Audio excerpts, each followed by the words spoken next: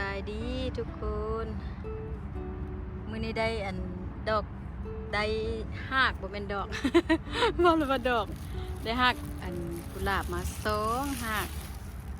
อันเด้ลูกชายสั่งมาให้ว่า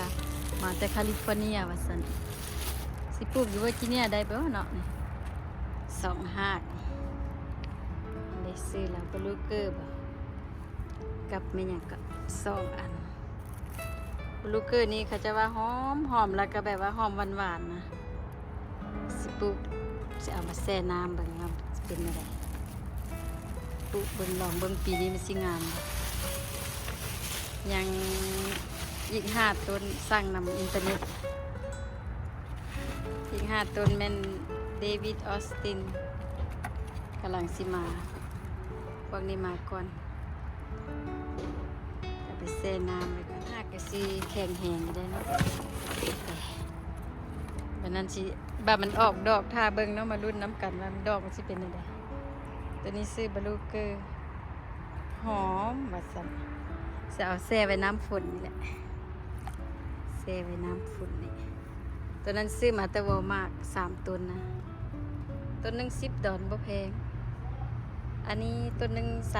35ดอกตัวสร้างนำอินเทอร์เน็ตจะแพงหน่อยนึงหากใหญ่ๆเด้ล่ะมื้อแลงสิมาปลูกไปซื้อดินค่ะไปซื้อดินมาปลูก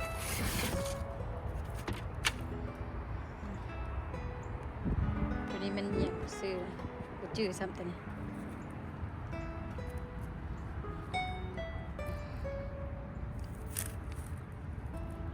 ซื้อแล้วออกกันนะติดอยู่ไหนที่บอกเอ็งจื้อเอ็งจ้ามาอย่างนี้นะ บอกไปแต่ที่บ่ฮู้จักอยู่ใส่อันนี้ซื้อละท้ายเดือน3มันก็สิป่งใบออกมาป่งไวได้ปีนี้อันนี้ซื้อตอนเขาลดราคาซื้ออยู่ฮันโลปีนี้งามแหละดอกไม้น้อยก็กำลังเริ่มออกส่วนก็เอาไว้นี่สิไปขุดปลูกดอกกุหลาบปลูกต้นมันปลูกดอกเด้เริ่มออกแล้วได้ล่ะ1 กระบาทแล้วป่ะนี่ก็เป็นบาทนี่ตัวนี้ปลูกได้2 ปีบักไง2 ปีนี้ปีที่ 3ดอกน้อยๆอันเก็บมาปลูกนี่ก็งามๆกำลังออก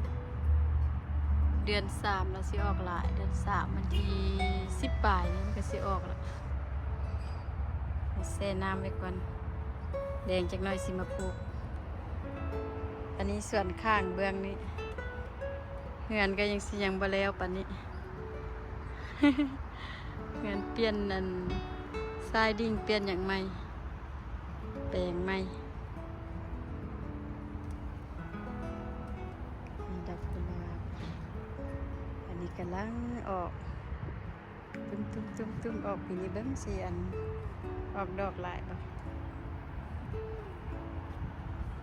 ตายหลายต้นเติบเสียดายซื้อมาประกงแพงแล้วตายตัวนี้ออลิเวียปีกายนี่งามๆปีนี้ตายซ้ำนี่ยังออกมาน้อยๆตัวนั้นก็ตายเดวิดออสตินตายซ้ำอยู่บ้านนี้ก็ตายอีเดนตัวนี้เอาออลิเวียมาใส่ใหม่ตัวนี้การแล้วก็เอาปีกายนี่ปีนี้บักใหญ่เลยออลิเวียนี่ปลูกง่ายอันนี้ก็ซื้อแต่ปีกายนี่บ่เห็นออกกระโดมจักเทื่อบ่ได้เลี้ยง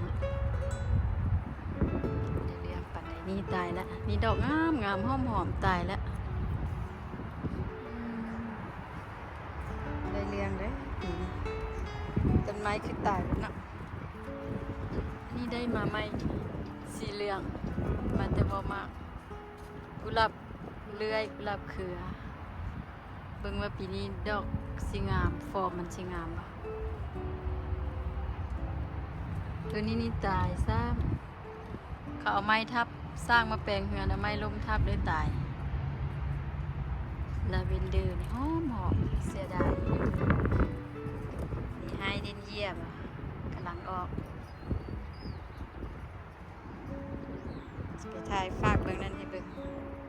ฝากเบื้องนั้นก็เริ่มออกใบละ